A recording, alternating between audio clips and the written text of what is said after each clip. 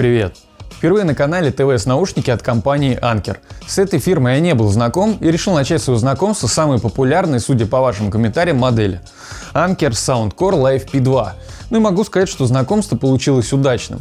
Но, как обычно это бывает, не без ложки, или ложечки дегтя. Присаживайтесь поудобнее, давайте разбираться. Компания Anker была основана в 2011 году и изначально позиционировалась как производитель различных аккумуляторов, кабелей и блоков питания. Всего за один год Anker стал самым продаваемым брендом портативных зарядных устройств на площадке Amazon. Компания росла семимильными шагами и довольно быстро добралась и до аудиоустройств. Сначала это были различные колонки, а потом в ход пошли и наушники. Live P2, можно сказать, такая золотая середина в их коллекции, как по функционалу, так и по цене. Поставляются они в коробке из плотного картона, но упаковка на самом деле простенькая. В комплекте лежат всякие буклеты, набор сменных амбушюр в количестве 4 штук и кабель с разъемом Type-C. Амбушюры – чистый кайф. В меру эластичные, мягкие, в ушах держатся как родные. Моя прелесть. Прелесть. Наушники сделаны в форме AirPods с довольно длинной ножкой, на конце которой расположен микрофон. В сумме их, кстати, 4 штуки, по 2 на каждом наушнике. Один на ножке и один чуть выше логотипа. И забегая вперед, микрофоны тут бодрые. На внешней части находится кнопка, которая, именно механическая кнопка, хотя если не знать, очень похожа на сенсорную панель, по которой я первые 5 минут как дурак тапал и думал, почему ничего не работает.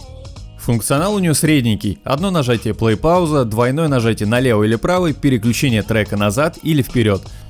Нажимается кнопка довольно мягко, но мои уши к ней отнеслись по-разному. Правому уху было удобно, а в левом каждое нажатие отдавало в перепонку, что такое. В общем, любителям кнопок подойдет, а я все же любитель сенсоров. Live P2, кстати, довольно удобно сидят в ушах, и так как они вроде выпирают из ушей, мне казалось, что тест на шапку провалится, но нет, даже в шапке ходить удобно.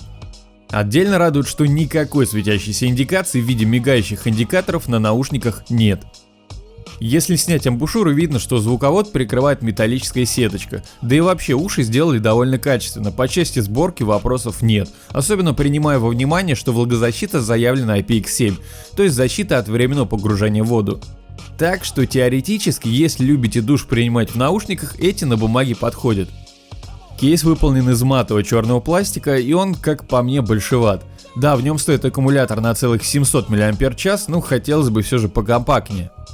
Крышка фиксируется только в максимально открытом положении, на остальном промежутке просто падает.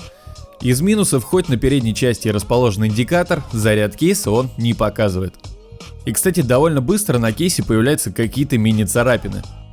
За что Live P2 можно поставить жирный плюс, так это за автономность. На максимальной громкости в связке с Galaxy S10 и кодеком aptX Live P2 продержались 6 часов 12 минут.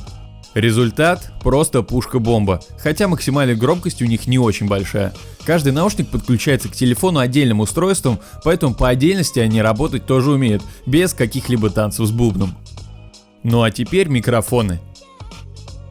Проверяем работу микрофонов Live P2 в тихом пространстве, незаведенная машина. В принципе, хорошие микрофоны, речь не приглушенная, нормально, но почему-то как-то тихо как будто работают.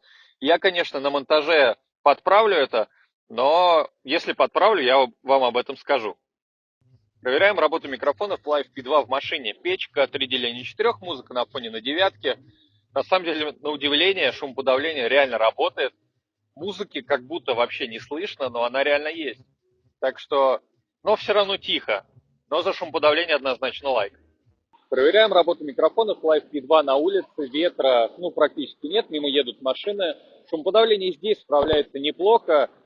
С громкостью я потом сделаю пару тестовых звонков еще людям, посмотрю, как меня слышно. Но в принципе здесь нормально. В общем, громкость микрофонов на записи я поднял на 10 дБ, но это ошибка моей программы. На самом деле громкость у микрофонов обычная. Речь, возможно, немного суховатая, но в плане шумоподавления все просто зашибись. Это, по-моему, первый случай, когда обещанное шумоподавление CVC 8.0 реально работает. Что касается дальности, Live P2 просто бронебойные. Дома бьют даже через 3 стены, лишь изредка прерываясь в самом злополучном месте за холодильником. Да и на улице, что удивительно, прерывания я тоже не ловил, даже убирая телефон там подальше в рюкзак. Но с задержкой все стабильно. В ютубе есть, но прям минимальная, так ее не ощутишь. А в Call of Duty не подойдет, в играх все-таки задержка большевата. Кстати, хочу напомнить, что сейчас каждые 2 недели на канале разыгрываем Mi Band 4. Условия максимально простые. Лайк, подписка и комментарий по теме видео.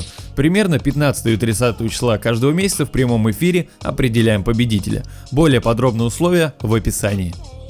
У меня не было каких-либо ожиданий по звуку от анкеров, но они меня приятно удивили.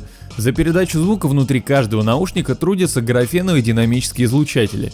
И единственный недостаток, который, кстати, не актуален для меня, но может быть важен для кого-то, это запас по громкости. На большинстве наушников мне хватает примерно 60% громкости. Здесь же приходится музыку ставить процентов на 70-80, дальше уже громко. Но для любителей, чтобы лупило по ушам, эти вряд ли подойдут. Что касается самого звучания, очень приятное. Приятные низкие частоты, быстрые, текстурные, прослеживается и глубокий бас. Чистая серединка, сцена строится прямо перед тобой, да и высокие не зажаты. На Live P2 мне особенно зашли гитарные композиции, рок, джаз. Баса причем достаточно, все звучит объемно, и звучание не такое темное, как, к примеру, в Sabbath E12 Ultra, где иногда был по низким частотам прям перегруз. Здесь все более деликатно. Современные направления тоже звучат хорошо, но все же для борьбы с моими фаворитами Pamus Light и Sabbath'ов немного не хватает красочности. Мне по душе чуть более драйвовое звучание. Тем более, что и стоит Live P2 также в районе $50. Но при этом по сбалансированности звучания они прям хороши. Именно поэтому в рейтинге всех наушников на канале они отправляются на почетное 9 место из 42 протестированных внутриканальных наушников, что можно считать очень достойным показателем. Таблицу с рейтингом всех наушников на канале, как всегда, можно найти в описании. Подводим итоги. За $50 мы имеем бодрую автономность, более чем достойную гарнитуру и крутой звук. На другой чаше весов, как по мне, большеватый кейс и вот механическая кнопка, мне все же ближе сенсоры. Но в остальном по совокупности факторов Live P2 мне зашли. И, наверное, именно поэтому я уже себе заказал их старшую модель Liberty Air 2. Но об этом, как говорит Андроньюз, чуть позже. Пиши в комментарии, как тебе Live P2, но если видео было полезным, поставь лайк и подпишись на канал. А на сегодня все. До встречи в следующих видео. Пока.